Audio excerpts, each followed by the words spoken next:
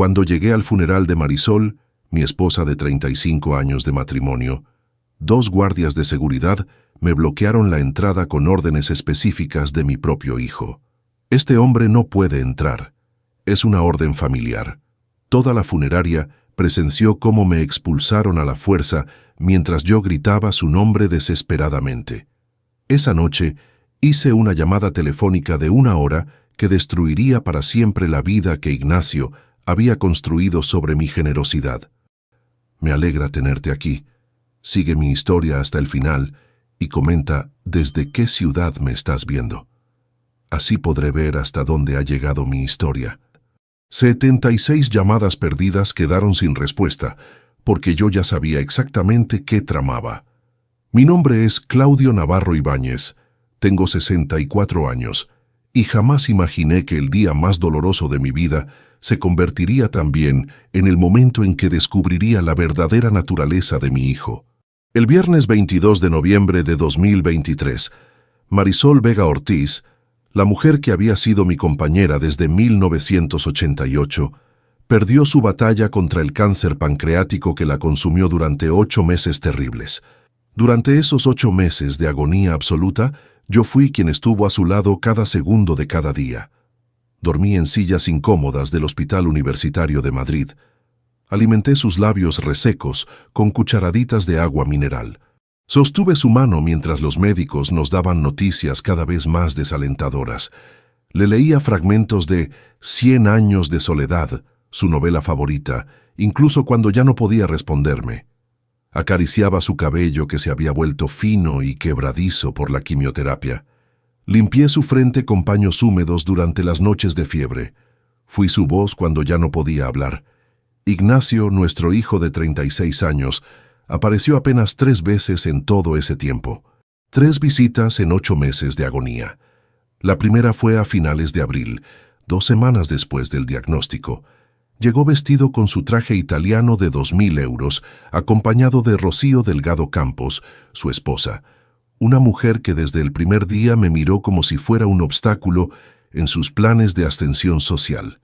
Permanecieron exactamente 25 minutos. Rocío pasó la mayor parte del tiempo mirando su teléfono móvil, evidentemente incómoda con el ambiente hospitalario. Ignacio apenas pudo sostener la mirada de su madre, murmurando excusas sobre reuniones importantes y compromisos empresariales.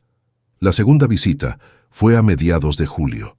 Esta vez vinieron porque la doctora Alicia Fernández había solicitado explícitamente una reunión familiar para discutir opciones de tratamiento paliativo. Ignacio llegó 40 minutos tarde, oliendo a colonia cara y con una actitud de impaciencia mal disimulada. Mientras la doctora explicaba que el cáncer se había extendido al hígado y que los tratamientos agresivos ya no eran viables, observé cómo Rocío le enviaba mensajes de texto discretamente bajo la mesa. Cuando terminó la reunión, Ignacio me palmeó el hombro y me dijo: «Papá, tienes que ser fuerte. Nosotros confiamos en que tú sabes manejar estas situaciones mejor que nadie». Esas palabras me sonaron vacías entonces, pero ahora entiendo que eran una abdicación completa de su responsabilidad filial. La tercera y última visita fue el 15 de octubre, cuando Marisol ya estaba en cuidados paliativos avanzados, con morfina constante para controlar el dolor insoportable. Llegaron sin avisar, con Rocío vestida como si fuera a una reunión de negocios. Ignoraron mi presencia casi por completo. Rocío caminó por la habitación del hospital, comentando en voz baja con Ignacio sobre lo deprimente que era el ambiente. Escuché fragmentos de su conversación. «No entiendo por qué no la llevan a una clínica privada y esto está tardando demasiado». Esa última frase me heló la sangre, pero en mi agotamiento emocional no procesé completamente lo que significaba. Las excusas de Ignacio eran siempre variaciones del mismo tema. «Papá, tengo muchas responsabilidades en Navarro Construcciones. Los proyectos en Alcobendas requieren supervisión constante. Rocío está organizando eventos importantes para nuestro círculo social. No puedo ver a mamá así. Me destroza emocionalmente». Pero yo sabía que la verdad era completamente diferente. Mi hijo había construido una vida de lujos extravagantes y comodidades excesivas, gracias al cargo de director ejecutivo que le otorgué hace 6 años en las 2 empresas constructoras que fundé con mis propias manos, ganando 11.000 euros mensuales sin haber sudado verdaderamente ni un solo día de su vida. Ignacio nunca aprendió el oficio desde abajo como yo lo hice. Yo comencé a los 18 años cargando ladrillos bajo el sol brutal de agosto en obras de Carabanchel. Él comenzó a los 30 años en una oficina con aire acondicionado, vista panorámica de la ciudad y secretaria personal. Yo trabajé 70 horas semanales durante décadas para construir algo sólido. Él trabajaba 30 horas semanales entre almuerzos ejecutivos interminables y supuestas reuniones con clientes que más parecían vacaciones disfrazadas. El día que Marisol murió, el viernes 22 de noviembre, a las 4:17 de la madrugada, Ignacio no estaba presente. Yo sostuve su mano fría mientras su respiración se volvía cada vez más espaciada y superficial. Le susurraba al oído todos los recuerdos hermosos que habíamos construido juntos. Nuestro primer apartamento diminuto en Tetuán, las vacaciones modestas en la playa de Gandía, el día que nació Leticia y Marisol, lloró de felicidad. Los domingos preparando paella en nuestra terraza pequeña. Te amo, Marisol, siempre te amé. Descansa, mi amor. Ya no tienes que pelear más, le dije mientras una lágrima caía sobre su mejilla pálida. Ella exhaló suavemente una última vez y se fue. Cuando llamé a Ignacio para darle la noticia del fallecimiento de su madre, eran las 4:30 de la madrugada. Tardó 6 tonos en contestar. Su voz sonaba irritada por haber sido despertado. «Papá, ¿qué pasa? ¿Es urgente?» Su primera pregunta, después de que le informé que su madre había muerto, no fue sobre cómo había sido su final, ni si ella había sufrido, ni siquiera una expresión de dolor. Su primera pregunta fue: «¿Ya hablaste con la funeraria? ¿Quién se va a hacer cargo de los gastos del funeral? Hay que firmar algo inmediatamente». Esa respuesta me congeló la sangre en las venas, pero decidí mantener la compostura porque pensé que tal vez era su manera torpe de procesar el duelo. Al día siguiente, el sábado 23 de noviembre, mientras yo me ocupaba de todos los trámites legales abrumadores, certificado de defunción, notificaciones oficiales, arreglos con la funeraria, contactar a familiares y amigos, Ignacio desapareció nuevamente. Rocío me informó por mensaje de WhatsApp con una frialdad que me sorprendió incluso viniendo de ella. «Claudio, Ignacio y yo nos encargaremos de coordinar los detalles de la ceremonia. Es importante que todo salga perfecto para honrar la memoria de Marisol. No te preocupes por nada». No sospeché nada extraño en ese momento. Pensé que finalmente estaban asumiendo alguna responsabilidad. No sospeché nada hasta que llegué a la funeraria San Isidro en Chamberí a las 3 de la tarde del mismo sábado. Había elegido esa funeraria porque Marisol y yo habíamos asistido allí a varios velorios de amigos queridos durante años, y ella siempre comentaba que le parecía un lugar digno, tranquilo y acogedor, con esos vitrales antiguos que dejaban pasar la luz de manera hermosa. Llevaba en mis manos temblorosas un ramo grande de lirios blancos, sus flores absolutamente favoritas desde que éramos novios, y en el pecho el dolor más profundo, más devastador que había sentido en toda mi vida. Sentía que mi corazón estaba literalmente partido en dos, pero cuando me acerqué a la entrada principal de madera tallada, 2 hombres corpulentos vestidos con trajes negros idénticos y auriculares de seguridad me interceptaron antes de que pudiera siquiera tocar la puerta. «Disculpe, señor, ¿podría identificarse?», me preguntó uno de ellos con voz profesional pero inflexible. Yo estaba confundido. «Soy Claudio Navarro Ibáñez, el esposo de Marisol Vega Ortiz.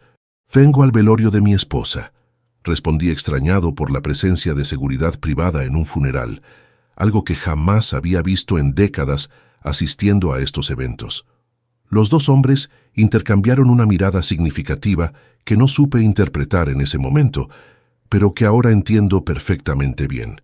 El más alto de los 2, con una cicatriz apenas visible en su mejilla izquierda, sacó una pequeña libreta negra de su bolsillo interior. «Señor Navarro, Tenemos instrucciones específicas y expresas del señor Ignacio Navarro Vega. Él nos contrató para este evento y nos proporcionó una lista de personas autorizadas. Su nombre no aparece en esa lista. Nos dio órdenes claras de que usted no puede ingresar.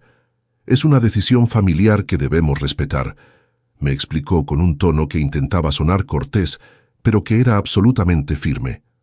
El mundo entero se detuvo a mi alrededor en ese instante. Las palabras rebotaron en mi cabeza como ecos distorsionados en una caverna oscura y vacía. ¿Cómo que no puedo ingresar? ¿Están bromeando? Es el velorio de mi esposa. Estuvimos casados 35 años. Cuidé de ella cada segundo durante 8 meses de agonía. Sostuve su mano cuando murió hace apenas 11 horas. Grité con una desesperación salvaje que jamás había sentido en mi vida, sintiendo cómo mi voz se quebraba. Lo sentimos profundamente, señor, pero nuestras órdenes son absolutamente claras e inequívocas. No podemos permitirle el acceso, respondió el otro guardia, un hombre más joven con constitución de exboxeador, bloqueando físicamente mi paso hacia la puerta con su cuerpo. La gente que entraba y salía de la funeraria comenzó a detenerse para presenciar la escena humillante. Reconocí a muchos rostros familiares, vecinos de nuestro edificio en Chamberí, amigos de décadas, antiguos compañeros míos del sector de la construcción, empleados de mis empresas. Todos observaban atónitos cómo el viudo legítimo era impedido violentamente de despedirse de su propia esposa. La humillación era tan intensa, tan profunda, que sentí como mis piernas temblaban incontrolablemente y mi respiración se entrecortaba en sollozos. «Marisol, Marisol, mi amor». Comencé a gritar su nombre hacia el interior del edificio con toda la fuerza que me quedaba en los pulmones, esperando desesperadamente que de alguna manera imposible mi voz llegara hasta donde estaba su cuerpo. Los guardias me tomaron por ambos brazos con firmeza profesional, pero completamente implacable. «Señor, por favor, no haga esto más difícil para todos. Está alterando el orden del evento», me dijeron mientras me arrastraban literalmente lejos de la entrada, mis zapatos raspando contra el pavimento. Fue precisamente entonces cuando vi a Ignacio aparecer en el umbral de la puerta principal. Mi hijo, mi propia sangre, el niño que había criado desde bebé, que había educado en los mejores colegios, que había mantenido económicamente durante toda su vida adulta, me observaba desde la distancia de 5 metros, con una expresión que jamás olvidaré mientras viva. Fría, calculada, desprovista de cualquier emoción humana, sin un ápice microscópico de remordimiento o compasión. A su lado estaba Rocío, vestida con un traje negro de diseñador que probablemente costaba más de 1.000 euros, con una sonrisa apenas perceptible pero inconfundible, que me confirmó instantáneamente que esta humillación pública había sido planificada meticulosamente, discutida, organizada con anticipación. «Ignacio, por favor te lo suplico, déjame entrar. Solo quiero despedirme de tu madre, solo quiero ver su rostro una última vez. Por favor, hijo», le rogué con la poca dignidad que me quedaba, sintiendo cómo las lágrimas corrían libremente por mis mejillas ante todos los presentes, pero él simplemente asintió con su cabeza hacia los guardias de seguridad, dándoles a entender claramente que mantuvieran su posición y ejecutaran sus órdenes. Sin pronunciar una sola palabra dirigida a mí, sin siquiera reconocer mi existencia como su padre, desapareció nuevamente en el interior oscuro de la funeraria, dejándome completamente expuesto ante la mirada atónita, incómoda y compasiva de todos los presentes. Los guardias me escoltaron firmemente hasta la acera de enfrente, donde permanecí durante las siguientes 4 horas interminables, viendo impotente cómo amigos, familiares lejanos y conocidos entraban libremente a presentar sus respetos a Marisol, mientras yo, su esposo legítimo de 35 años, permanecía excluido como un extraño peligroso, como un criminal. El sol de noviembre comenzó a ponerse, tiñendo el cielo de naranja y púrpura, colores que Marisol siempre adoraba. Yo seguía allí de pie, sosteniendo los lirios blancos que nunca pude colocar junto a ella. Regresé a mi apartamento en Chamberí pasadas las 11 de la noche del sábado, después de haber permanecido 4 horas afuera de la funeraria, como un indigente expulsado de su propio duelo. El portero del edificio, don Esteban, un hombre que me conocía desde hacía 20 años, me miró con una mezcla de confusión y lástima. Claramente había escuchado rumores sobre lo sucedido. No dije nada. Subí al 5º piso en el ascensor estrecho que Marisol y yo habíamos usado miles de veces juntos, cargando bolsas de compras, riendo de tonterías, planeando nuestro futuro. Ahora ese ascensor me parecía un ataúd vertical. Entré al apartamento vacío. El silencio era ensordecedor. Las pantuflas de Marisol todavía estaban junto a la entrada. Su Rebeca favorita colgaba del respaldo del sofá. El aroma débil de su perfume de lavanda aún flotaba en el aire. Me dejé caer en el sofá sin siquiera quitarme los zapatos, sintiendo cómo el agotamiento físico y emocional de 8 meses me aplastaba finalmente. Pero antes de que pudiera procesar siquiera una fracción del dolor, mi teléfono móvil comenzó a vibrar insistentemente. Era Ignacio. 11:07 de la noche. Rechacé la llamada. Volvió a llamar inmediatamente. Rechacé otra vez, y otra, y otra.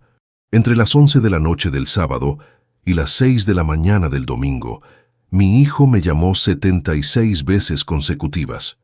76 intentos desesperados de contacto. Cada llamada rechazada parecía aumentar su urgencia. A las 2 de la madrugada comenzaron a llegar mensajes de texto. Papá, necesitamos hablar urgentemente sobre los asuntos de mamá. A las 3, es importante que discutamos el patrimonio y las empresas inmediatamente. A las 4:30, no podemos dejar pasar el tiempo. Hay decisiones legales que tomar. A las 5, contesta el teléfono. Esto es ridículo. La progresión de esos mensajes me reveló algo que mi dolor inicial había nublado. Mi hijo no estaba llamando para disculparse por la humillación brutal que me había infligido. No estaba llamando para explicar su comportamiento incomprensible. Estaba llamando porque tenía urgencia, por algo completamente diferente. La palabra patrimonio apareció 6 veces en sus mensajes. La palabra empresas apareció 4 veces. La palabra perdón o disculpa no apareció ni una sola vez. Ignoré sistemáticamente cada llamada, cada mensaje. Algo dentro de mí, algún instinto de supervivencia que no sabía que poseía, me advirtió que no debía hablar con él hasta entender qué estaba sucediendo realmente. La ansiedad evidente en sus mensajes progresivos me resultaba sospechosa. Un hijo que acaba de perder a su madre no debería estar obsesionado con patrimonio y empresas apenas horas después del fallecimiento. Debería estar destrozado, sumido en el duelo, incapaz de pensar en asuntos materiales. El domingo amaneció gris y lluvioso, un clima apropiado para mi estado emocional. No había dormido absolutamente nada. Me preparé un café que no pude beber. Encendí la televisión sin realmente ver nada. Mi mente daba vueltas obsesivamente alrededor de la escena del día anterior. Los guardias bloqueándome, Ignacio observando fríamente, Rocío sonriendo con satisfacción, las miradas de lástima de los presentes. ¿Por qué? ¿Qué había hecho para merecer semejante crueldad de mi propio hijo? Alrededor de las 10 de la mañana, con el cerebro funcionando en modo automático por pura adrenalina y falta de sueño, decidí hacer algo que normalmente me habría parecido una invasión de privacidad. Revisar exhaustivamente los archivos de las empresas familiares. Navarro Construcciones había sido mi vida durante 40 años. La había fundado en 1983 con un préstamo pequeño, una camioneta usada y voluntad inquebrantable. 40 años de trabajo honesto, de levantarme a las 5 de la mañana, de negociar con proveedores, de supervisar obras bajo lluvia y sol abrasador. Hace 6 años, cuando Ignacio cumplió 30, cometí el error que ahora entiendo como el principio de mi perdición. Lo nombré director ejecutivo sin que tuviera experiencia real en el sector. Marisol me había advertido sutilmente. Claudio, tal vez debería trabajar desde abajo primero, aprender el oficio como tú lo aprendiste. Pero yo, cegado por el amor paternal y el deseo de que mi hijo no sufriera las dificultades que yo había sufrido, ignoré su consejo sabio. Le di un salario de 11.000 euros mensuales, una oficina amplia, autoridad sobre decisiones importantes y acceso a cuentas corporativas. Abrí mi computadora portátil y accedí al sistema contable de Navarro Construcciones. Tenía acceso completo como fundador y propietario, aunque había delegado la gestión diaria a Ignacio. Comencé a revisar las transacciones de los últimos 3 años metódicamente. Al principio, todo parecía relativamente normal: pagos a proveedores, nóminas de empleados, gastos operativos estándar.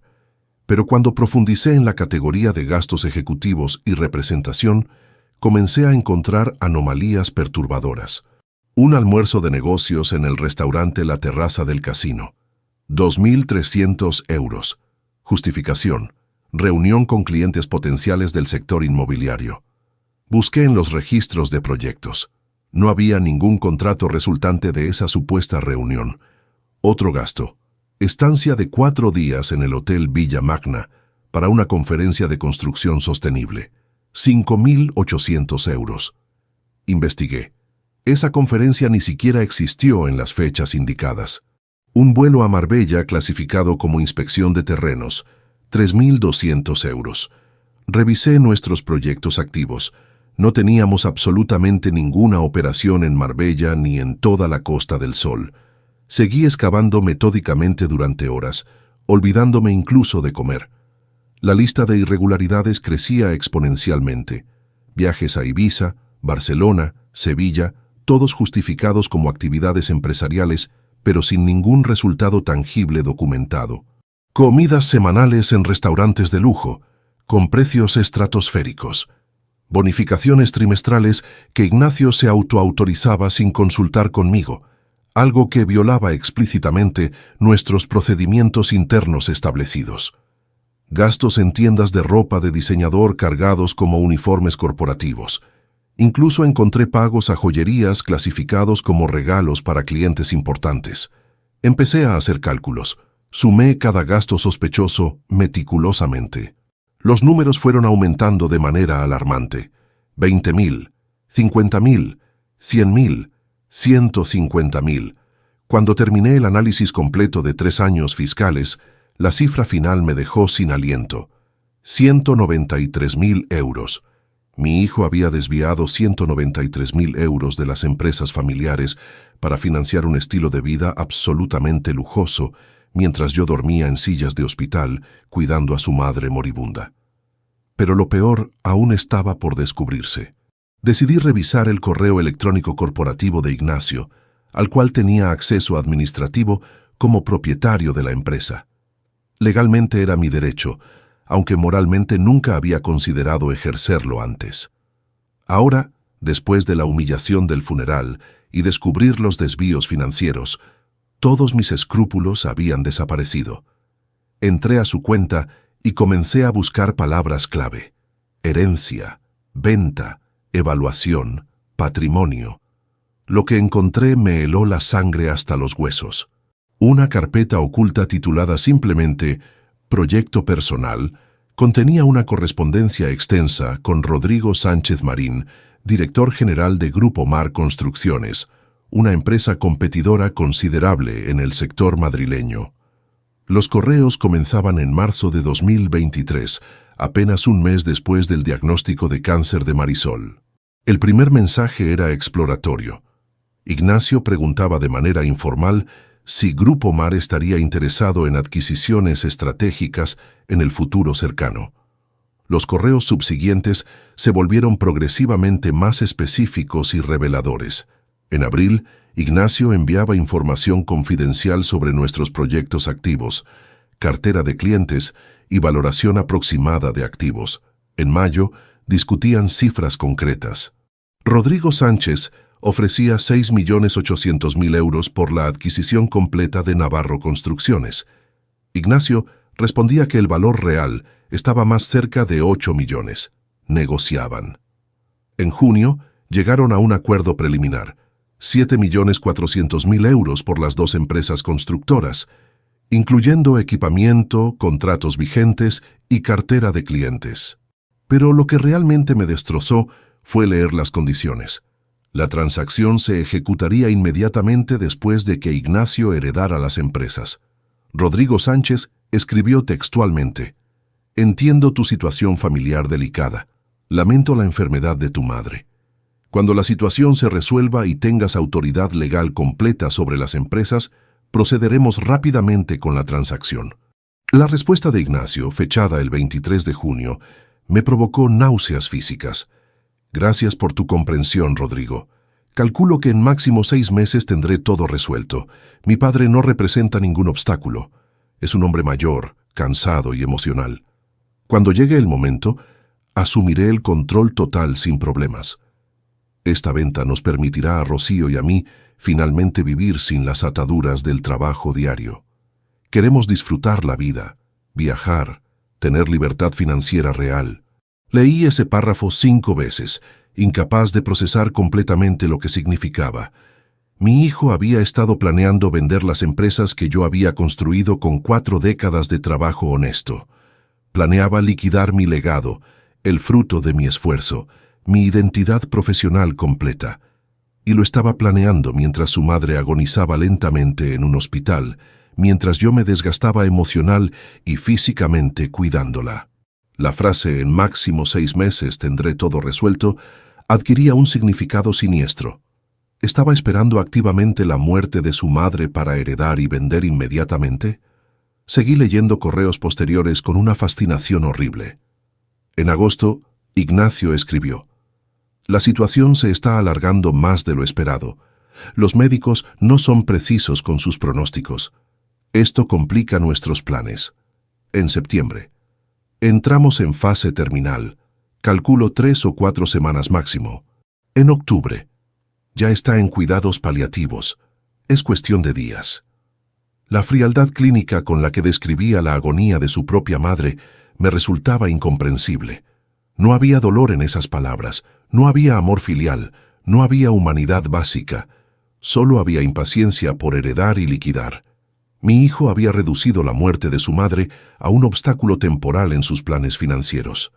Había convertido nuestro dolor familiar en una transacción comercial pendiente. Encontré también correos entre Ignacio y Rocío discutiendo qué harían con los 7.400.000 euros después de la venta. Rocío escribía con entusiasmo sobre comprar una villa en Marbella, valorada en 2.500.000 euros. Hablaba de cambiar sus 2 automóviles por modelos más lujosos. Mencionaba inversiones en fondos que les generarían rentas pasivas para no tener que trabajar nunca más en la vida. Ignacio respondía: «Todo eso será realidad muy pronto, amor. Solo necesitamos un poco más de paciencia». El domingo por la tarde, después de horas absorbiendo esta información devastadora, recibí finalmente una llamada que sí contesté. Era Leticia, mi hija menor. Había estado en Valencia toda la semana cerrando un proyecto arquitectónico importante con plazo inflexible.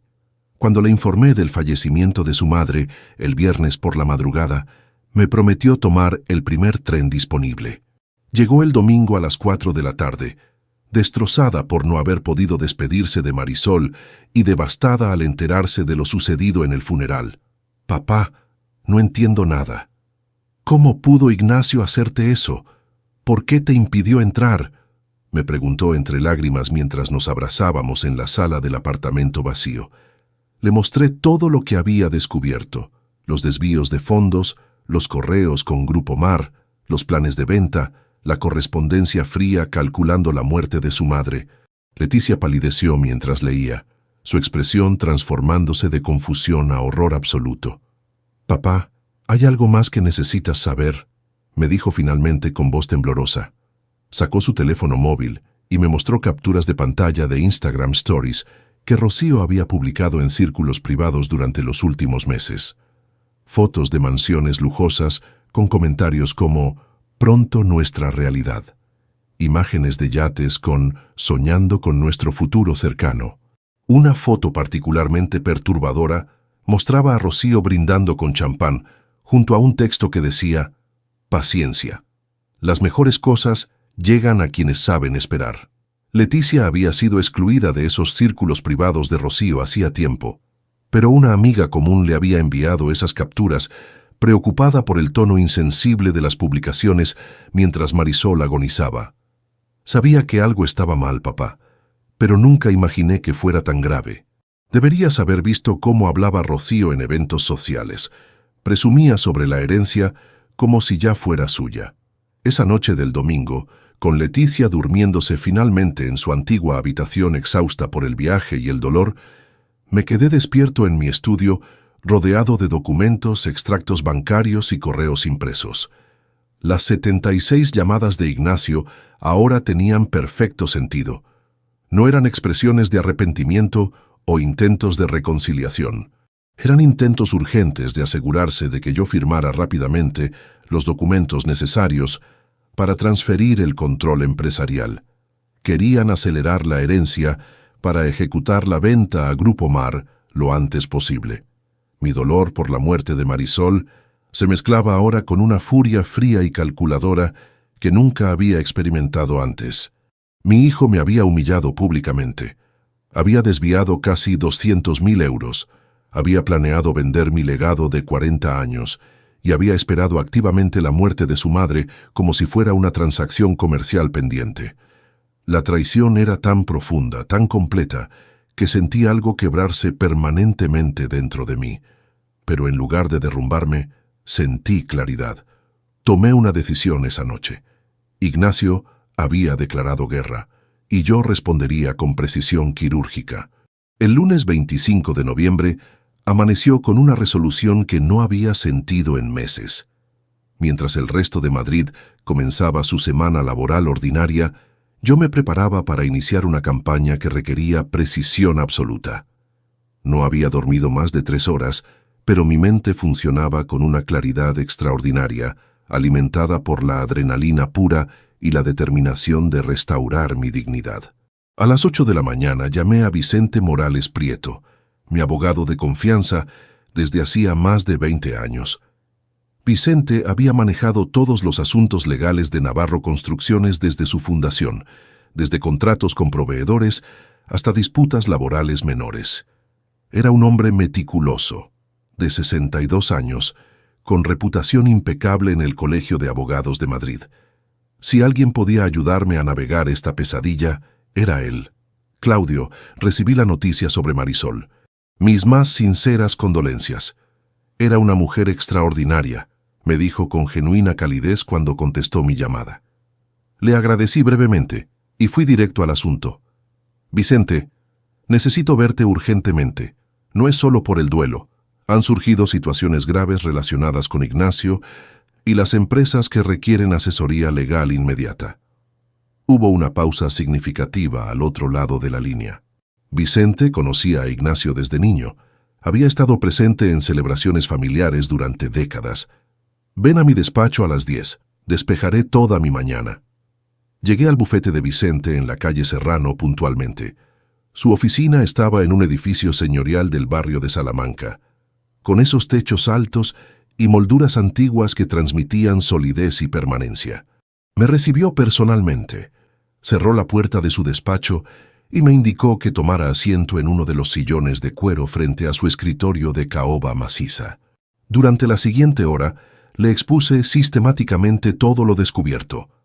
Los 193.000 euros desviados durante 3 años, cada gasto fraudulento documentado con extractos bancarios que había impreso, los correos electrónicos con Rodrigo Sánchez de Grupo Mar negociando la venta secreta por 7.400.000 euros, las conversaciones entre Ignacio y Rocío planificando su vida de lujo financiada por la liquidación de mi trabajo de 4 décadas, y finalmente, la humillación del funeral, esa expulsión violenta orquestada para establecer dominio psicológico.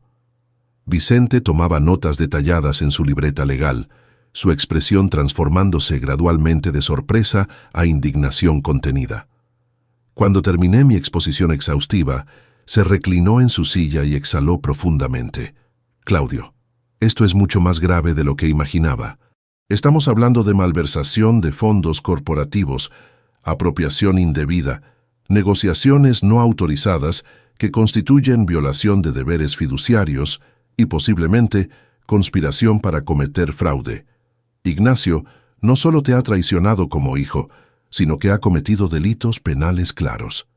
Me explicó metódicamente las opciones legales disponibles. Primero, como propietario mayoritario de Navarro Construcciones con 85% de las acciones, yo tenía autoridad absoluta para despedir a cualquier empleado, incluido Ignacio, por causas justificadas. Los desvíos documentados y las negociaciones secretas constituían causas más que suficientes para despido fulminante sin indemnización. Segundo, podía revocar inmediatamente todos los poderes notariales otorgados a Ignacio, eliminando su acceso a cuentas bancarias corporativas, decisiones empresariales y representación legal de las compañías. Tercero, podía iniciar acciones civiles para recuperar los 193.000 euros malversados, con intereses acumulados. Cuarto, técnicamente podía presentar denuncia penal, aunque Vicente me advirtió que procesos criminales contra familia directa eran emocionalmente devastadores y mediáticamente complejos. Por ahora recomiendo enfocarnos en proteger tu patrimonio y establecer consecuencias inmediatas, me aconsejó Vicente. El despido fulminante, la revocación de poderes y el bloqueo de acceso a recursos corporativos deben ejecutarse simultáneamente para máxima efectividad. Si Ignacio tiene aunque sea 24 horas de advertencia, podría intentar transferir fondos, destruir documentación o crear complicaciones adicionales. Pasamos las siguientes 2 horas elaborando un plan de acción minucioso. Vicente prepararía toda la documentación legal necesaria. Carta de despido por justa causa, detallando cada violación contractual, revocación notarial de poderes, comunicaciones formales a bancos, cancelando accesos y tarjetas corporativas, notificación a la administración del edificio donde estaba ubicado el apartamento corporativo que Ignacio ocupaba. Todo debía estar listo para ejecución coordinada el jueves por la mañana. ¿Por qué esperar hasta el jueves?, pregunté impaciente. Vicente sonrió levemente. Porque necesitamos tiempo para preparar todo impecablemente. Además, estratégicamente es mejor que Ignacio crea durante algunos días que su plan sigue intacto. La sorpresa maximizará el impacto y minimizará su capacidad de reacción. Salí del despacho de Vicente con una sensación extraña de alivio mezclado con anticipación. Por primera vez desde la muerte de Marisol, sentía que recuperaba algo de control sobre mi vida. El lunes por la tarde lo dediqué a recopilar documentación adicional. Imprimí todos los correos comprometedores, organicé extractos bancarios por categorías, preparé un listado cronológico de cada irregularidad detectada. La meticulosidad me resultaba terapéutica, canalizando mi dolor en acción productiva. El martes por la mañana, Leticia y yo tuvimos una conversación crucial en el apartamento. Mi hija había decidido quedarse en Madrid indefinidamente, posponiendo sus compromisos en Valencia. Necesitaba estar cerca durante esta crisis familiar. Le expliqué detalladamente el plan legal que Vicente y yo habíamos diseñado. Su reacción inicial fue de preocupación. «Papá, ¿estás seguro de querer llegar tan lejos? Es tu hijo. A pesar de todo lo que ha hecho, sigue siendo Ignacio». Su comentario me hizo reflexionar profundamente. Durante un momento consideré si estaba siendo excesivamente duro, si el duelo estaba nublando mi juicio, si había espacio para confrontación y posible reconciliación antes de medidas extremas. Pero entonces recordé su expresión fría, observándome ser expulsado del funeral de su madre. Recordé las palabras en sus correos, reduciendo la agonía de Marisol a un obstáculo temporal en sus planes financieros. Recordé los 193.000 euros robados mientras yo dormía en sillas de hospital. Leticia, tu hermano no cometió un error. Ejecutó un plan deliberado durante años, me humilló públicamente para establecer dominio. Está esperando que yo, en mi dolor y vulnerabilidad, firme documentos que le transfieran control total. Si no actúo ahora con firmeza absoluta, perderé todo lo que tu madre y yo construimos durante décadas. Ignacio ya eligió su camino. Yo simplemente estoy respondiendo a sus acciones. Leticia asintió lentamente, lágrimas en sus ojos. Tienes razón, papá. Solo me duele ver cómo nuestra familia se desintegra así. Le tomé las manos con ternura. Nuestra familia ya se desintegró cuando Ignacio decidió valorar dinero por encima de amor, respeto y decencia básica. Lo que estoy haciendo ahora es proteger lo que queda. El martes por la tarde, Leticia me compartió información adicional que resultaría crucial. Durante los últimos meses, mientras visitaba ocasionalmente a Marisol en el hospital, había mantenido contacto con algunas enfermeras del turno nocturno. Una de ellas, Beatriz Jiménez, le había comentado algo perturbador. En 2 ocasiones durante septiembre, cuando Marisol estaba especialmente débil y medicada con dosis altas de morfina, Ignacio había llegado tarde por la noche con documentos intentando que su madre firmara papeles. Beatriz recordaba haberlo visto inclinarse sobre la cama de Marisol, susurrándole cosas mientras sostenía su mano guiándola sobre papeles que ella apenas podía ver. Esa revelación me enfureció hasta niveles que no creía posibles. Había intentado Ignacio manipular a su madre moribunda para que firmara transferencias de poder o modificaciones testamentarias. Llamé inmediatamente a Vicente con esta nueva información. Él consideró que, aunque perturbador, sin saber exactamente qué documentos eran y si Marisol efectivamente firmó algo bajo coacción, resultaba difícil construir un caso legal sólido sobre ese punto específico. Sin embargo, sugirió que contactáramos a Beatriz para obtener declaración testimonial por escrito, lo cual podría ser útil si posteriormente descubríamos documentos sospechosos. El miércoles, Vicente me llamó temprano confirmando que toda la documentación legal estaba lista para ejecución. Habíamos coordinado cada detalle. Notificaciones simultáneas a bancos, comunicaciones a personal de seguridad de las oficinas de Navarro Construcciones, carta formal a la administración del edificio donde Ignacio ocupaba el apartamento corporativo. Vicente había incluso contactado discretamente con Álvaro Pascual Domínguez, a quien yo conocía superficialmente de eventos empresariales. Álvaro era presidente de la Asociación Madrileña de Empresarios de Construcción, una organización influyente que agrupaba las principales compañías del sector en la capital. Le expliqué a Álvaro la situación completa, mostrándole documentación de los desvíos y las negociaciones secretas con Grupo Mar. Su reacción fue de indignación genuina. «Claudio, lo que Ignacio ha hecho no solo te perjudica a ti, daña la reputación de todos nosotros en el sector. Un hombre que roba a su propio padre y negocia a espaldas mientras su madre agoniza, no tiene lugar en nuestra industria. Puedes contar con mi apoyo absoluto». Me prometió que comunicaría discretamente la situación a los miembros principales de la asociación. En una industria donde reputación y relaciones personales eran fundamentales, ese respaldo resultaría devastador para cualquier intento futuro de Ignacio de encontrar empleo en construcción.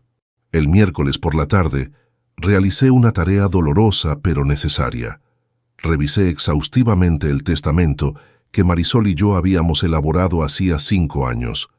Descubrí algo que me heló la sangre. El documento había sido modificado. La fecha de la última versión era del 28 de septiembre de 2023, apenas 6 días después de la muerte de Marisol. Eso era imposible. Marisol había fallecido el 22. Alguien había falsificado una fecha, intentando hacer parecer que el testamento se modificó justo antes de su muerte. Llamé frenéticamente a Vicente. Él solicitó que le enviara inmediatamente copia escaneada del documento. Tras revisarlo meticulosamente, confirmó mis sospechas. La firma de Marisol en esa supuesta modificación era claramente diferente de su firma auténtica en documentos anteriores. La caligrafía mostraba temblor y inconsistencias que no correspondían con ninguna de las firmas genuinas de Marisol en documentación previa.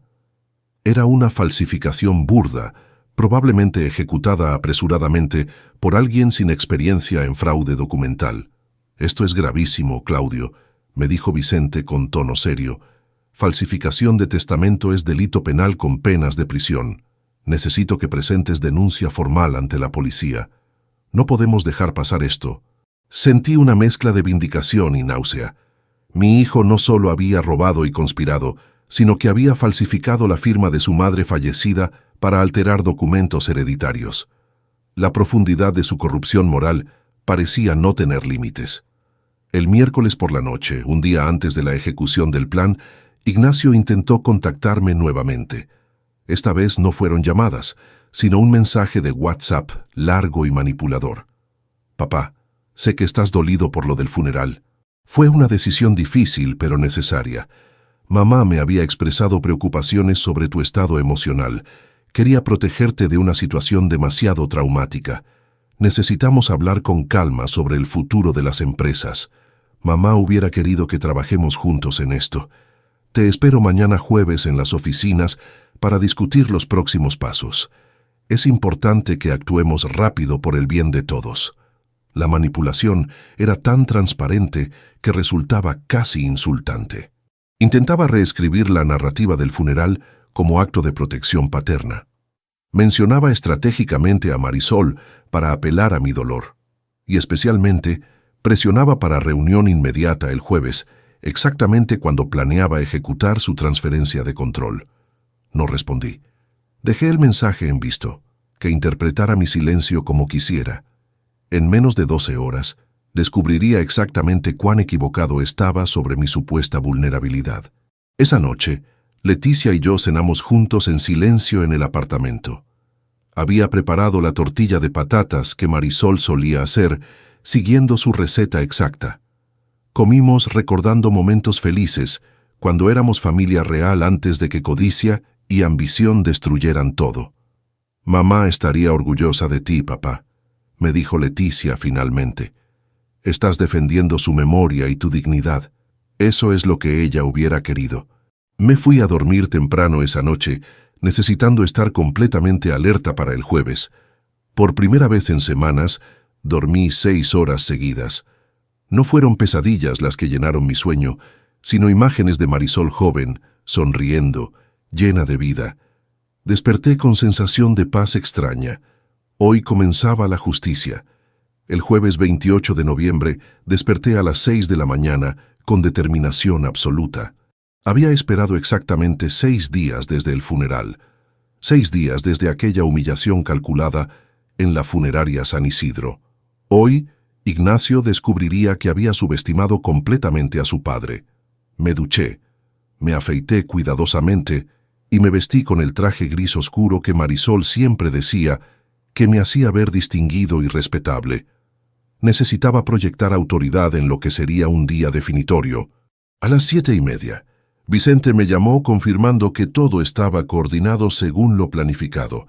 Los documentos legales habían sido enviados durante la madrugada mediante mensajería certificada a todas las entidades relevantes. Banco Santander, donde operaban las cuentas corporativas de Navarro Construcciones. Banco BBVA, donde Ignacio tenía sus tarjetas de crédito empresariales. La compañía de seguros Sanitas, que gestionaba su seguro médico privado como beneficio ejecutivo. Y la administración del edificio Miralta Tower, en Chamartín, donde se ubicaba su apartamento corporativo de 120 metros cuadrados con vistas panorámicas. A las 8 en punto, hora exacta de apertura de oficinas, Vicente activó simultáneamente todas las revocaciones. Los accesos bancarios de Ignacio fueron bloqueados digitalmente. Sus tarjetas American Express corporativas, con límite de 15.000 euros mensuales, quedaron canceladas. Su póliza de seguro médico privado, que incluía cobertura dental, oftalmológica y tratamientos especializados valorados en 3.000 euros anuales, fue terminada con efecto inmediato. La notificación formal al edificio Miralta Tower especificaba que el contrato de arrendamiento corporativo quedaba rescindido, otorgando plazo legal de 30 días para desalojo completo del inmueble. Mientras estas acciones se ejecutaban automáticamente, a través de sistemas burocráticos, yo me dirigía personalmente a las oficinas centrales de Navarro Construcciones en Alcobendas. El edificio de 4 plantas que albergaba nuestras operaciones había sido mi segundo hogar durante décadas. Conocía cada rincón, cada empleado, cada proyecto que había pasado por esas oficinas. Llegué a las 8:40, minutos antes de que Ignacio típicamente apareciera alrededor de las 9:30. Mi hijo nunca había sido particularmente madrugador.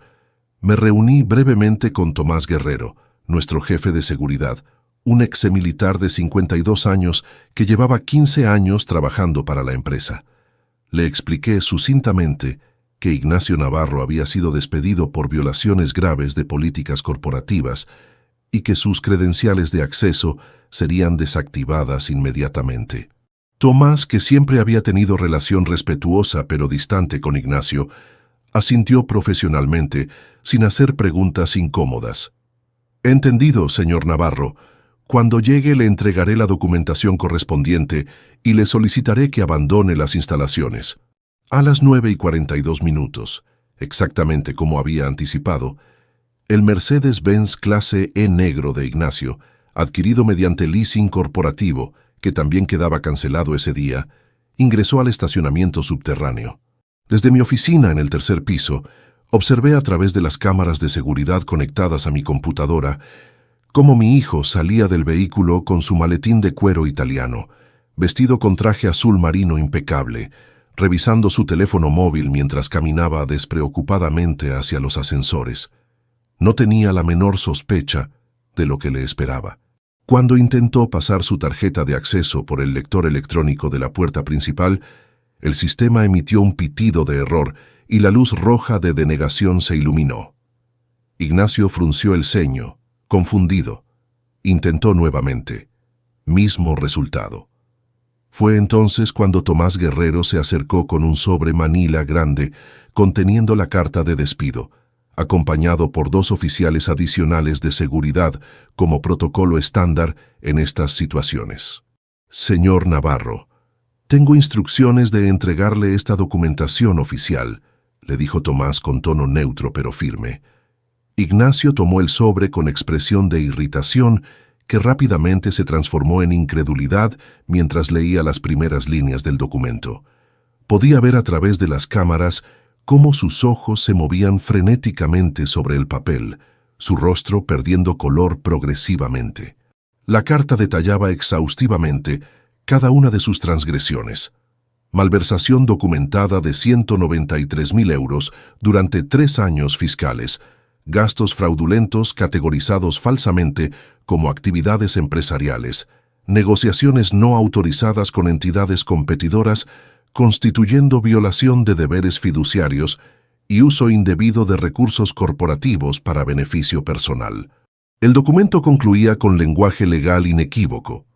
Quedaba despedido con causa justificada efectiva inmediatamente, sin derecho a indemnización alguna, con revocación total de todos los poderes notariales previamente otorgados, cancelación de accesos a sistemas y cuentas corporativas, y obligación de devolver toda propiedad empresarial, incluyendo equipos electrónicos, documentación y vehículo corporativo dentro de plazo máximo de 24 horas. «Esto es un error. Necesito hablar con mi padre inmediatamente», exigió Ignacio con voz que intentaba sonar autoritaria, pero que temblaba levemente. Tomás negó con la cabeza. «El señor Claudio Navarro ha dejado instrucciones específicas de que no desea reunirse con usted. Toda comunicación futura debe realizarse exclusivamente a través de representación legal.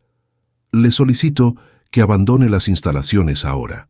Ignacio intentó empujar a Tomás para acceder al interior del edificio, pero los 2 oficiales de seguridad bloquearon su paso físicamente, sin agresividad, pero con firmeza absoluta. «No pueden hacer esto. Soy director ejecutivo de esta empresa. Tengo derechos. Exijo ver a mi padre ahora mismo», gritó Ignacio, su compostura profesional desintegrándose rápidamente en desesperación.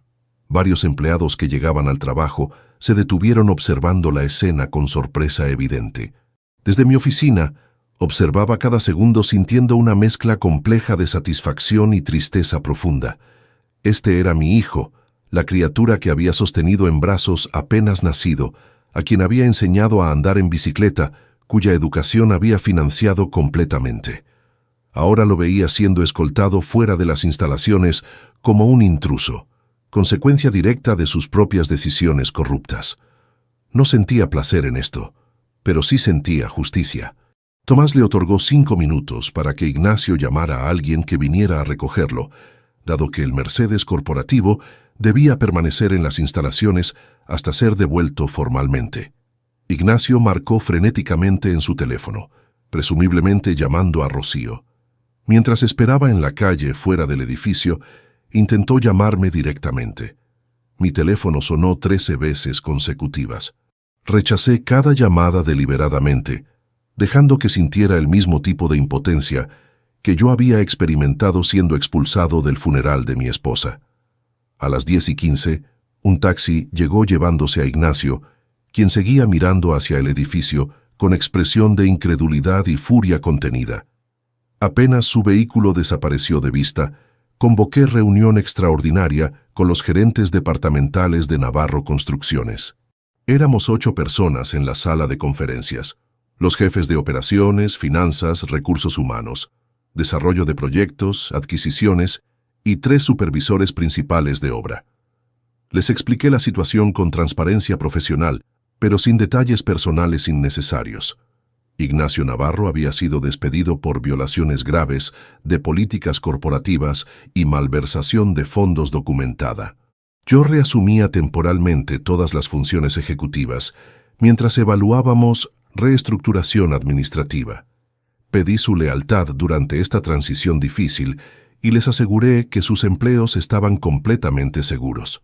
De hecho, prometí que examinaríamos aumentos salariales para quienes asumieran responsabilidades adicionales durante el período de ajuste.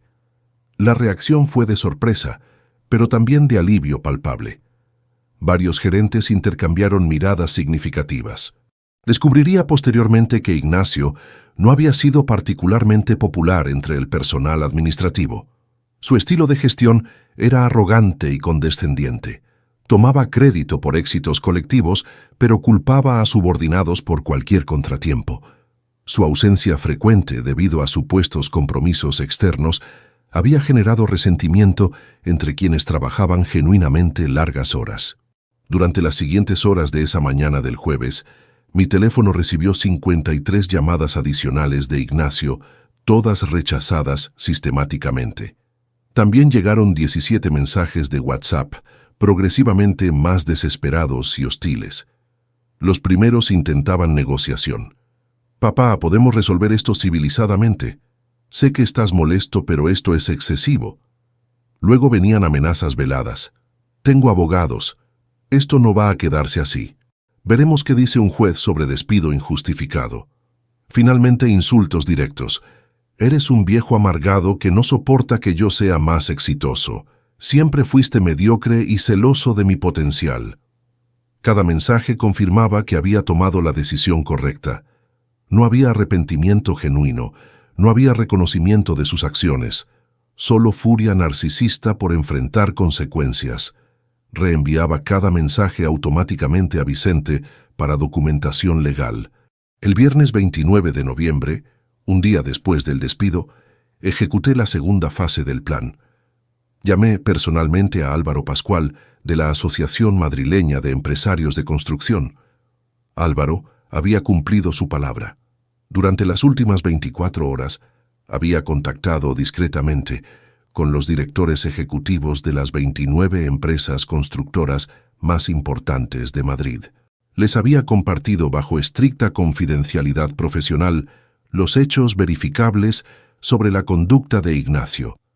Malversación documentada, negociaciones secretas desleales y especialmente la humillación infligida a su propio padre en el funeral de su madre. «Claudio, puedo garantizarte que ninguna empresa respetable del sector en Madrid contratará a Ignacio», me informó Álvaro con tono serio. «Lo que le hizo a Marisol y a ti trasciende los negocios. Es una cuestión de carácter básico. Un hombre capaz de esa crueldad con su propia familia no merece confianza en ningún ámbito profesional». La efectividad de esa red informal de comunicación empresarial sería devastadora para cualquier intento de Ignacio de reconstruir carrera en el sector donde había pasado los últimos 6 años. Simultáneamente, Vicente me informó que el Banco Santander había detectado irregularidades adicionales. Rocío había intentado solicitar un préstamo de 140.000 euros apenas 2 semanas antes de la muerte de Marisol, usando como garantía supuestas expectativas hereditarias certificadas de Ignacio. Había presentado documentación falsificada, alegando que Ignacio heredaría aproximadamente 10 millones de euros de propiedades y empresas. El banco, ahora alertado por Vicente sobre la situación real, había congelado completamente la solicitud e iniciado investigación interna por posible fraude documental.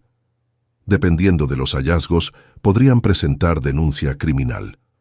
El domingo 1 de diciembre, exactamente 9 días después del funeral, Leticia recibió llamada histérica de Rocío.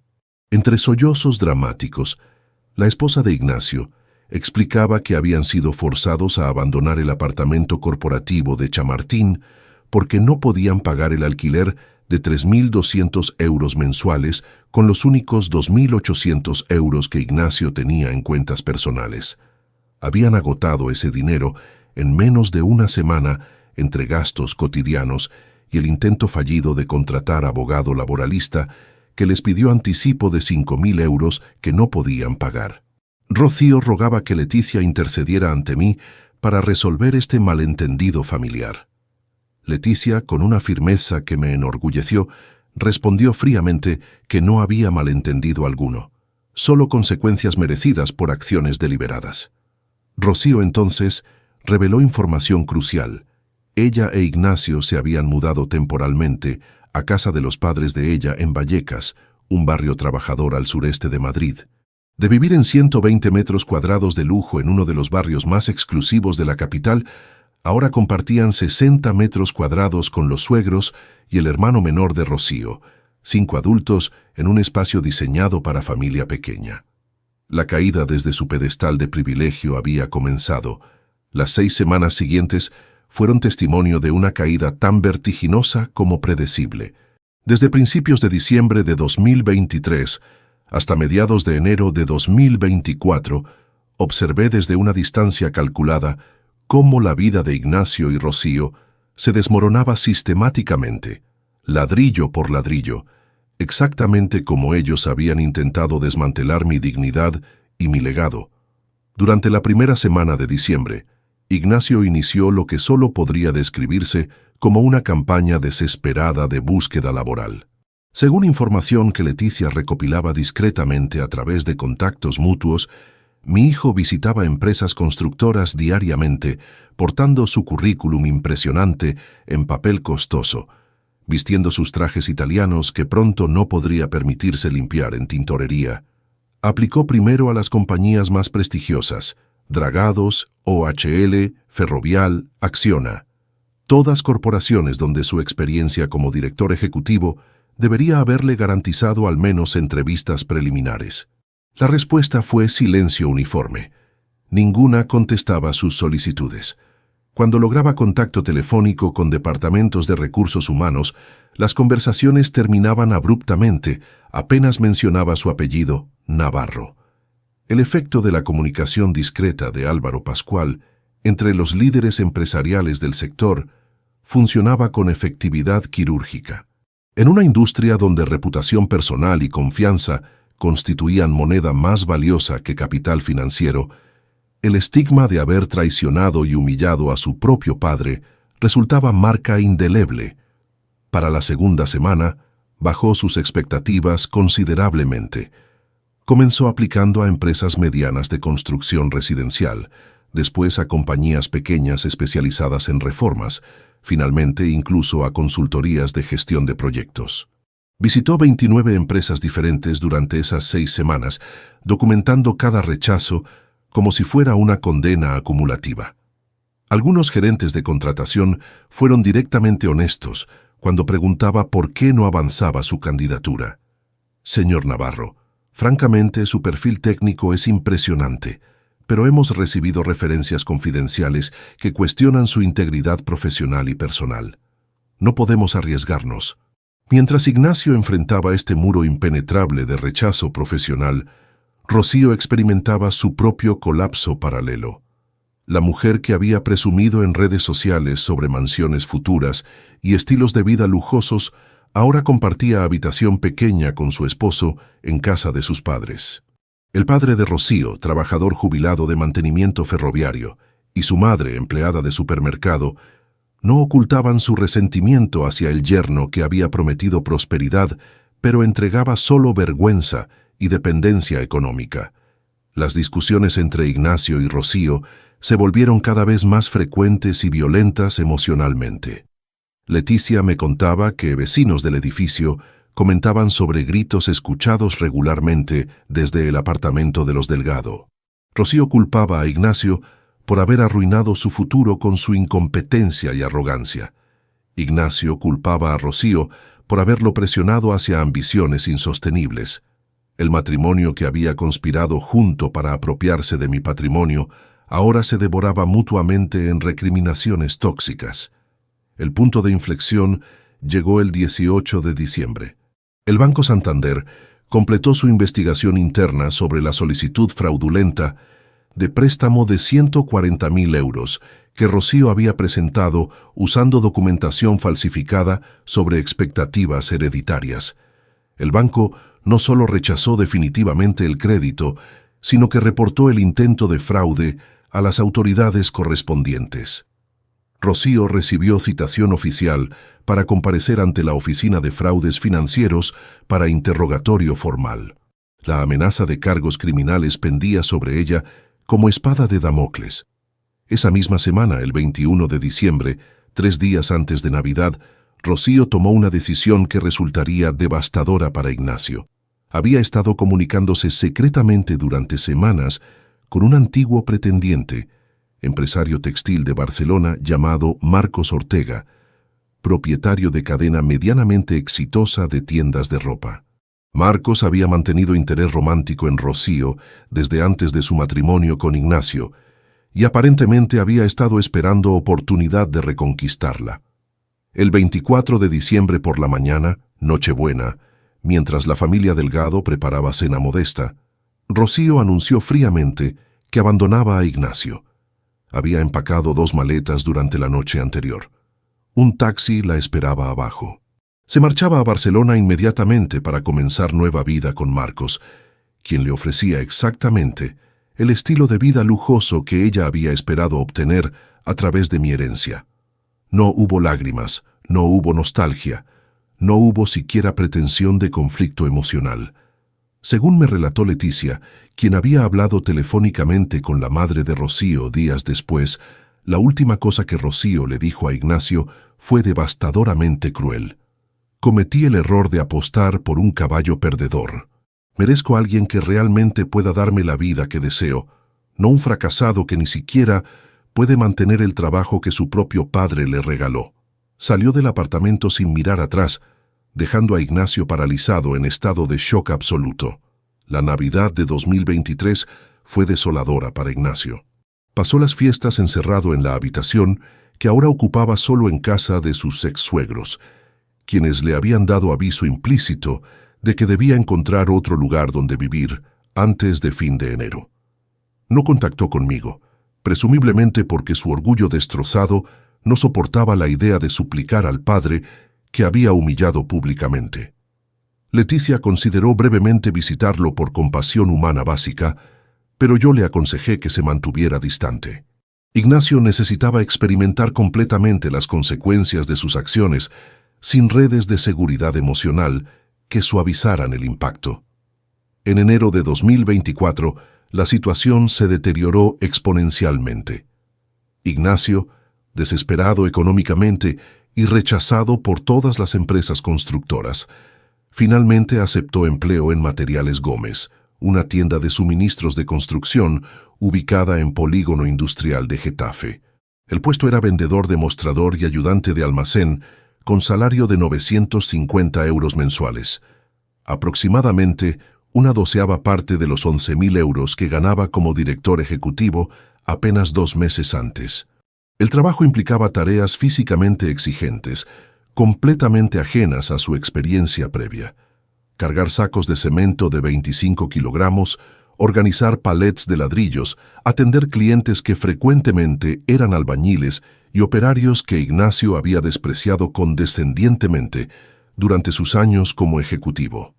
La ironía era perfecta y dolorosa. Algunos de esos mismos trabajadores lo reconocían de proyectos anteriores de Navarro Construcciones, recordando su arrogancia y desdén. Ahora lo veían sudando con uniforme barato, cargando materiales pesados, respondiendo órdenes de un supervisor que ganaba apenas marginalmente más que él. El gerente de Materiales Gómez, hombre pragmático llamado Eugenio Prieto de 58 años, con 40 años de experiencia en el sector, rápidamente identificó las limitaciones de Ignacio. Mi hijo carecía completamente de conocimiento práctico sobre materiales de construcción. No podía distinguir tipos de cemento. Desconocía especificaciones técnicas de herramientas. Era incapaz de calcular cantidades necesarias para proyectos específicos. Su educación ejecutiva de escritorio lo había dejado profundamente ignorante sobre aspectos fundamentales del negocio familiar que supuestamente había dirigido. Peor aún, Ignacio trataba a los clientes con condescendencia apenas disimulada. Cuando albañiles con manos callosas y ropa manchada de yeso le hacían preguntas técnicas que no podía responder, reaccionaba con irritación defensiva en lugar de humildad. Cuando obreros con presupuestos limitados solicitaban opciones económicas, Ignacio les recomendaba productos caros inapropiados para sus necesidades, evidenciando desconexión total con realidades financieras de trabajadores honestos. El 28 de enero, apenas 3 semanas después de comenzar, Eugenio Prieto despidió a Ignacio. La explicación fue directa y humillante. No sirves para este trabajo, no conoces los productos, ofendes a los clientes con tu actitud superior y causas más problemas de los que resuelves. Necesito empleados que entiendan que servicio al cliente significa respeto, especialmente hacia gente trabajadora que gana su dinero con esfuerzo real. Ignacio regresó esa tarde al apartamento de los Delgado en Vallecas, completamente derrotado. Había perdido todo en menos de 3 meses. Trabajo ejecutivo prestigioso, salario generoso, apartamento lujoso, esposa, respeto profesional y ahora hasta empleo básico de supervivencia. Los padres de Rocío le informaron formalmente que debía abandonar su vivienda antes del 5 de febrero. No querían seguir manteniendo al exesposo de su hija, que solo representaba carga y vergüenza. Durante las siguientes semanas de febrero, Ignacio desapareció efectivamente del radar social. Leticia intentó localizarlo a través de contactos compartidos sin éxito. No mantenía teléfono activo, presumiblemente porque no podía pagar facturas. No respondía a mensajes en redes sociales. Rumores fragmentarios sugerían que estaba viviendo en albergues municipales para personas sin hogar, moviéndose entre instalaciones temporales que ofrecían camas por noches limitadas.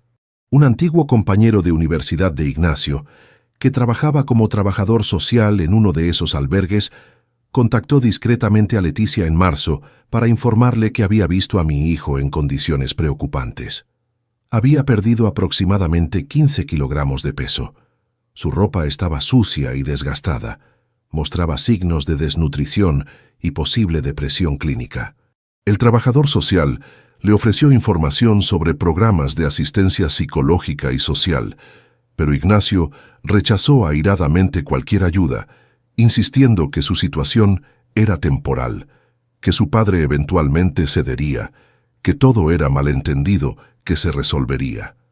Esa negación de realidad, esa incapacidad de aceptar responsabilidad por consecuencias de sus propias decisiones, confirmó que Ignacio había cruzado punto de no retorno psicológico.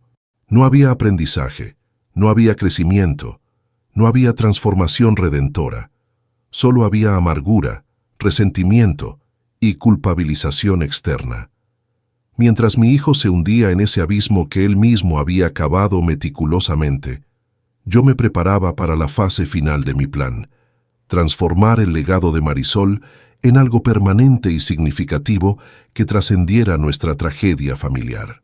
Entre febrero y junio de 2024, Mientras Ignacio desaparecía progresivamente en las sombras de su propia destrucción, yo me dediqué completamente a construir algo que honrara verdaderamente la memoria de Marisol.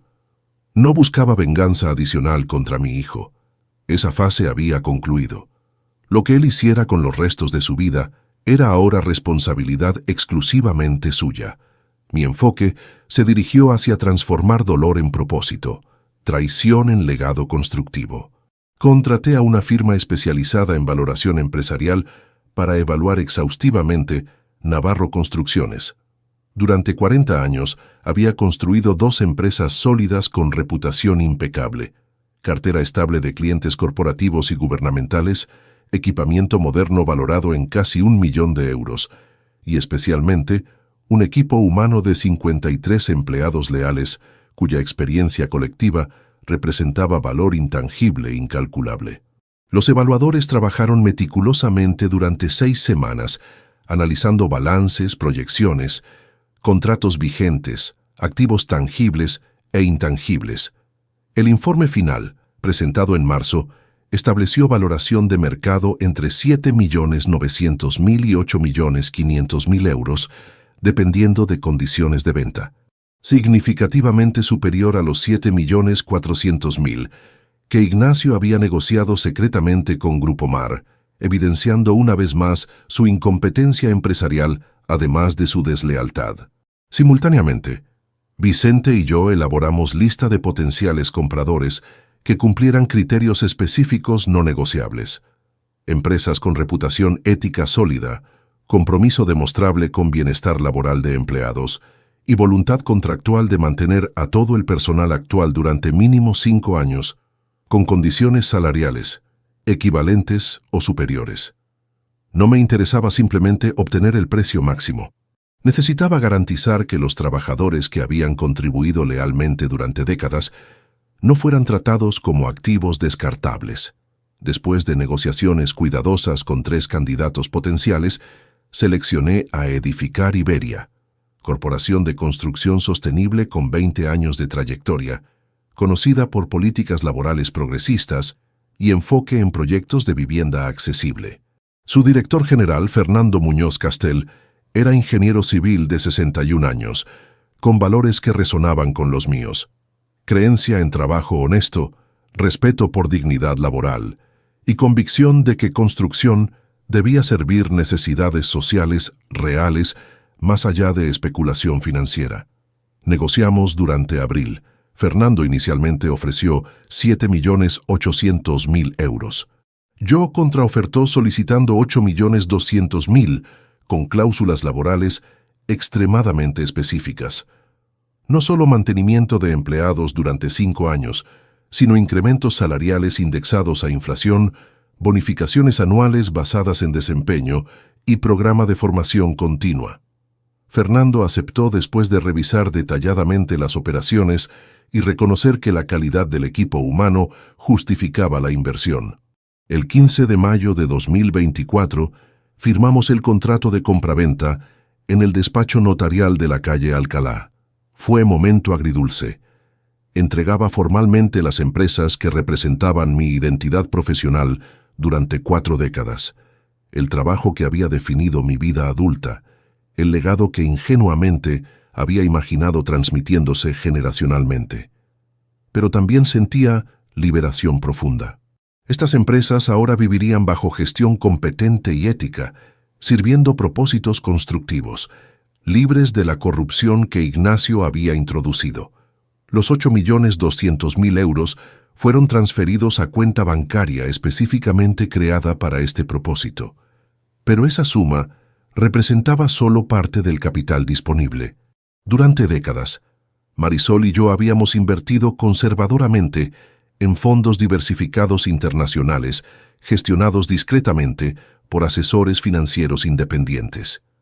Eran inversiones que realizábamos mensualmente con porcentaje fijo de ganancias empresariales, construyendo patrimonio silencioso destinado originalmente a jubilación confortable y herencia para nuestros hijos. Ignacio desconocía completamente la existencia de estos fondos. Nunca había tenido acceso a esa información porque operaban separadamente de las cuentas corporativas. Cuando solicité consolidación completa de todos esos vehículos de inversión acumulados durante 30 años, el valor total ascendía a 3.100.000 euros.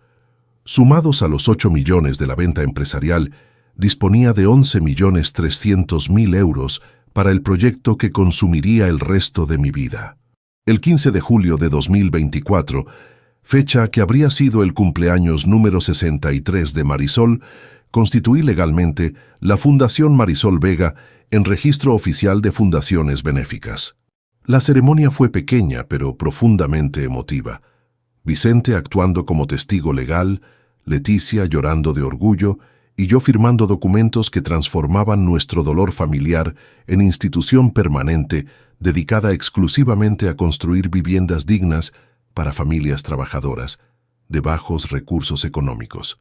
La misión estatutaria era específica: proporcionar hogares de calidad a personas que trabajaban honestamente, enfermeras, maestros, mecánicos, empleados de servicios, obreros de construcción, pero cuyos salarios modestos los excluían sistemáticamente del mercado inmobiliario madrileño inflado especulativamente. No caridad paternalista, sino reconocimiento de que trabajo honesto merecía dignidad habitacional básica. Doté a la Fundación con 9 millones de los 11 disponibles, reservando 2 millones para gastos personales de Leticia y míos durante años restantes. 9 millones permitirían construcción de aproximadamente 45 unidades habitacionales si gestionábamos eficientemente cada euro, negociábamos inteligentemente con proveedores y priorizábamos funcionalidad sobre ostentación. Leticia, con su experiencia como arquitecta especializada en vivienda social, asumió dirección técnica del proyecto. Pasamos agosto y septiembre identificando terreno apropiado. Finalmente adquirimos parcela de 4.000 metros cuadrados en Villaverde, distrito trabajador al sur de Madrid, con demografía exactamente correspondiente a nuestra población objetivo: familias jóvenes con empleos estables, pero ingresos limitados, personas mayores jubiladas con pensiones modestas, trabajadores inmigrantes contribuyendo económicamente, pero enfrentando discriminación habitacional. Irónicamente, Villaverde estaba a apenas 3 kilómetros del barrio de Vallecas, donde Ignacio había vivido brevemente en casa de los Delgado antes de su caída completa. La proximidad geográfica no era coincidencia deliberada, pero resultaba simbólicamente apropiada. En el mismo distrito donde mi hijo experimentó humillación de dependencia y fracaso, construiríamos esperanza tangible para familias merecedoras. El diseño arquitectónico que Leticia desarrolló era funcional pero digno.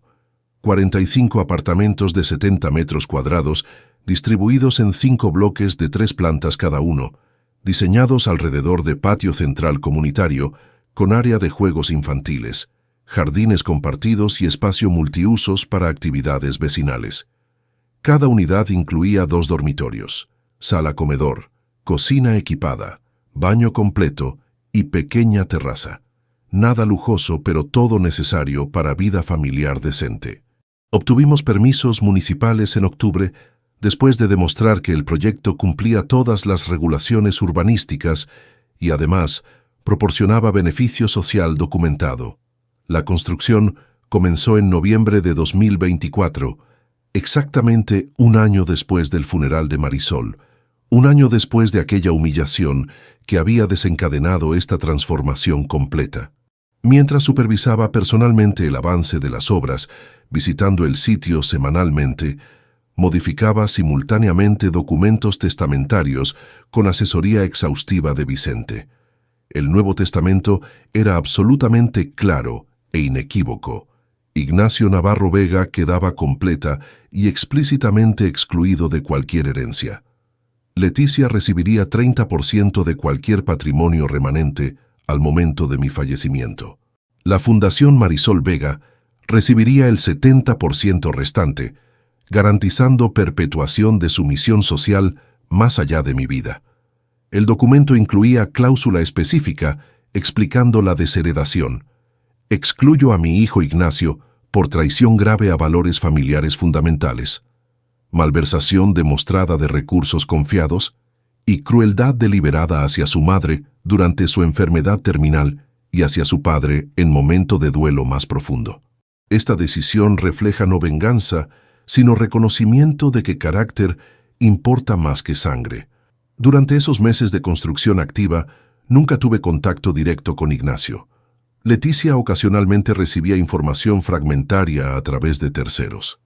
Mi hijo aparentemente vivía en condiciones precarias, moviéndose entre albergues temporales y posiblemente durmiendo ocasionalmente en espacios públicos. Había intentado solicitar asistencia social gubernamental, pero su orgullo destrozado rechazaba procesos burocráticos que percibía como humillantes.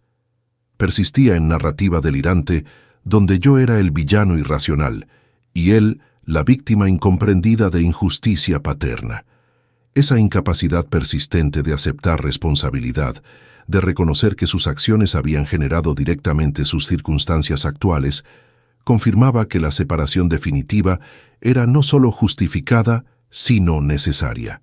Algunas personas, confrontadas con consecuencias devastadoras de sus decisiones, experimentan transformación genuina y crecimiento moral.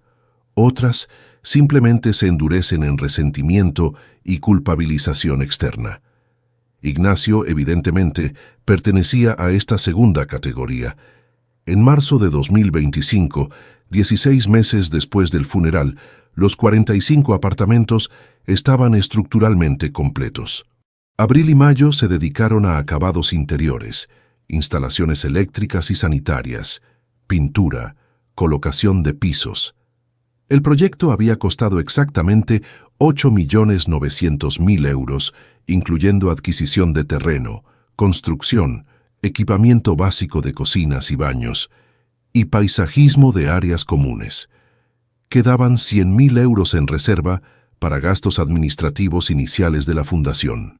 Establecimos criterios transparentes de selección para familias beneficiarias, ingresos anuales entre 16.000 y 30.000 euros, empleo estable documentado durante mínimo 2 años, ausencia de propiedades inmobiliarias previas y especialmente referencias verificables de honestidad y responsabilidad de empleadores o instituciones comunitarias. No buscábamos casos de extrema pobreza que requerirían asistencia social mucho más amplia, sino trabajadores honestos atrapados en zona gris donde ganaban insuficiente para acceder a vivienda digna en mercado privado, pero demasiado para calificar para programas asistenciales gubernamentales. Recibimos 231 solicitudes. Cada una representaba historia de esfuerzo, dignidad y frustración. La enfermera viuda de 42 años, con 2 hijos trabajando turnos dobles, pero viviendo en apartamento diminuto compartido con su madre anciana. El mecánico de 35 años, que había ahorrado durante década, pero veía precios inmobiliarios elevándose más rápido que sus ahorros. La profesora divorciada de 50 años, gastando 60% de su salario en alquiler básico. El albañil inmigrante de Ecuador, con 3 hijos, trabajador incansable pero enfrentando discriminación sistemática de propietarios. El proceso de selección fue desgarrador porque cada caso merecía oportunidad. Finalmente, con ayuda de trabajadora social contratada específicamente para evaluaciones, seleccionamos 45 familias que representaban diversidad demográfica del Madrid trabajador. 23 familias con niños menores, 12 personas mayores jubiladas, 10 adultos solteros o parejas jóvenes sin hijos. El 15 de septiembre de 2025 organizamos ceremonia de entrega de llaves en el patio central del complejo habitacional. Era día soleado de final de verano. 45 familias, aproximadamente 170 personas, contando adultos y niños, se congregaron con expresiones mezclando incredulidad y alegría. Pronuncié palabras breves desde pequeña, tarima improvisada.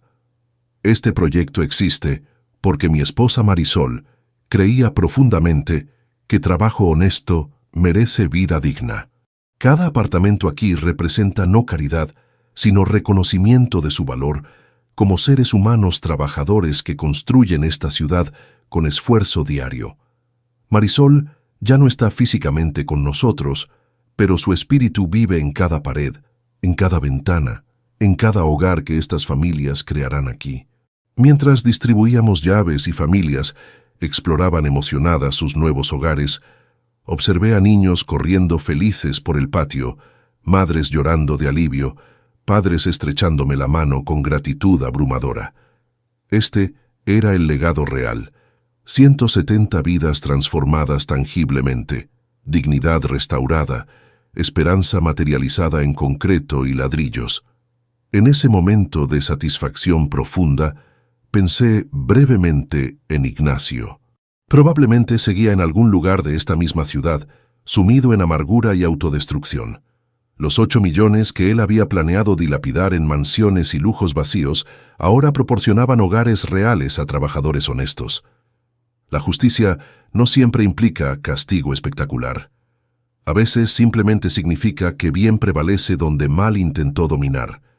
Marisol habría estado orgullosa. Esa certeza me bastaba completamente.